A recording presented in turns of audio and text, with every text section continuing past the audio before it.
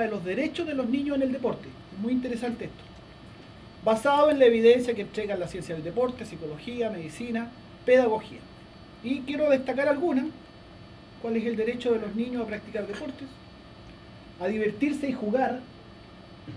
Aquí quiero hacer notar este concepto de divertirse y jugar, a ver qué pasa con nuestro sistema escolar hoy día, si ese elemento está siendo suficientemente relevado o nos estamos orientando más bien hacia un concepto de educación de escaso ludismo.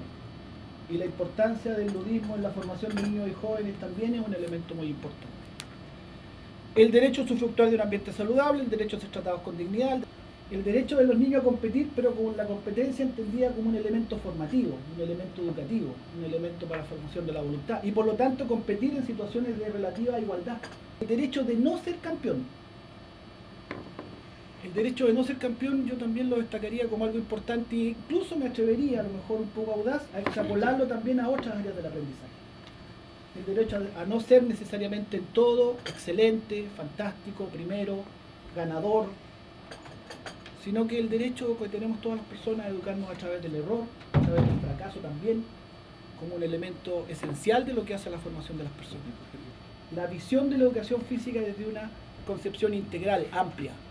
No se le reduce exclusivamente a mejorar rendimiento físico o a formar deportistas o a bajar la obesidad, siendo elementos que están presentes, pero no se le reduce exclusivamente a eso.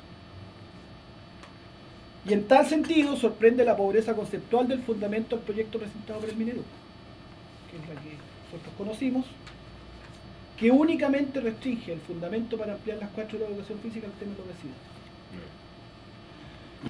Entonces, nosotros reclamamos, por decirlo así respetuosamente, la pobreza que tiene esta presentación que fundamenta el proyecto de ley, porque se remite, insisto, exclusivamente a ese punto. Y la educación física, ojalá nuestro país, la sociedad chilena y las autoridades entiendan las enormes posibilidades educativas y formativas que tiene, el enorme impacto positivo que tiene desde el punto de vista social.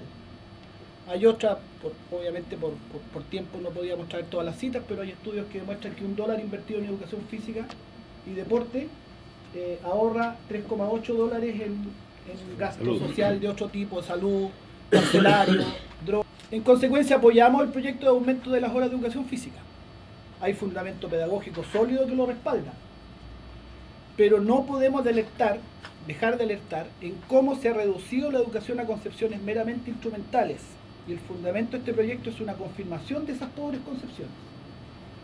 Porque cuando los estímulos no son suficientemente frecuentes, y eso es lo que ocurre con una vez a la semana de educación física, que es lo que ocurre con niños y jóvenes, el mecanismo de la supercompensación, que es lo que produce el mejoramiento en el rendimiento físico, no se alcanza a producir. Lo mínimo es 2 veces a la semana y lo óptimo es 3 o 4 veces a la semana de ejercicio físico, de actividad motriz, para producir la progresión que se va mostrando en el cuadro de abajo. O sea, desde este punto de vista ya científico, este proyecto es indispensable si queremos efectivamente producir un impacto positivo. Finalmente, nos gustaría invitar a la reflexión sobre la pérdida de sentido que la educación ha tenido en nuestro país en las últimas décadas, y aprovechamos este tema para mostrar eso. En nuestro país, la obsesión por el rendimiento en las pruebas estandarizadas, en reducidas áreas del aprendizaje, está generando una severa distorsión en la educación chilena. Entonces, lo que está ocurriendo es que los colegios, en la medida que pueden, reducen al mínimo todas las áreas que no sean medición SIMSEC, para dedicar todo el esfuerzo exclusivamente a esas 2 áreas del aprendizaje que son lenguaje y matemáticas, en una distorsión que yo me atrevo a calificar tal vez un poco audaz nuevamente de enfermiza, porque lo que genera en las comunidades escolares esa obsesión por el rendimiento SIMS está produciendo una situación enfermiza.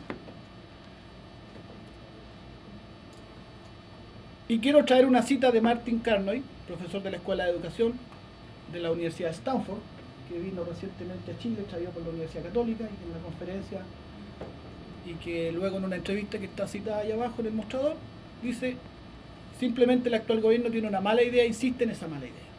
Los datos en todas partes del mundo muestran que todo lo que ellos hacen no es la solución. Hay al menos 30 estudios que muestran que eso no es la solución, pero ideológicamente ellos no pueden hacer otra cosa. Es lo mismo que hacen con la salud. Referido al sistema educacional chileno. Pero yo lo quiero señalar a propósito de la educación física, porque esta es una de las áreas minimizadas, esta es una de las áreas desvalorizadas. Como en general casi todas las restantes áreas que no sean matemáticas y lenguaje. Y dentro de matemáticas y lenguaje, determinados enfoques estandarizados que están medidos. Ni siquiera dentro de matemática y lenguaje podríamos hablar de una visión adecuada e integral. Nosotros como colegio de profesores y como especialistas en pedagogía, y en mi caso como especialista en educación física, aprobamos el aumento de las horas de educación física en plan y programa. Porque nuestros niños y jóvenes necesitan más educación a través del movimiento corporal. Pero en esa misma lógica, afirmamos que nuestros niños necesitan hoy más teatro, pintura, filosofía, música, diversidad idiomática, ciencias, civismo, etcétera, etcétera. Y estamos hoy día hablando de las 4 de educación física, pero no podemos dejar de mencionar desde nuestra visión de pedagogos nuestra preocupación por la obsesión en que ha caído nuestro sistema educacional en las últimas décadas por el rendimiento en determinadas pruebas estandarizadas, y eso no es educación. Eso en el mundo de la pedagogía se le conoce como instrucción, que es un concepto muy distinto a educación, cuya visión nunca debe renunciar a la integralidad, a la capacidad de desarrollar todos los aspectos de la cultura del ser humano, a entregar a los niños y jóvenes multiplicidad de opciones educativas, y eso va formando personas más inteligentes, más sociales, más capaces de actuar en el mundo con eficacia a través de la multiplicidad de experiencias educacionales que tienen. Desde ese punto de vista, el semáforo, que hoy día está llegando a todas las casas chilenas, esta me llegó como simple ciudadano porque mi hija estudia en el colegio municipal de la comuna de Ñuñoa. Y ya está.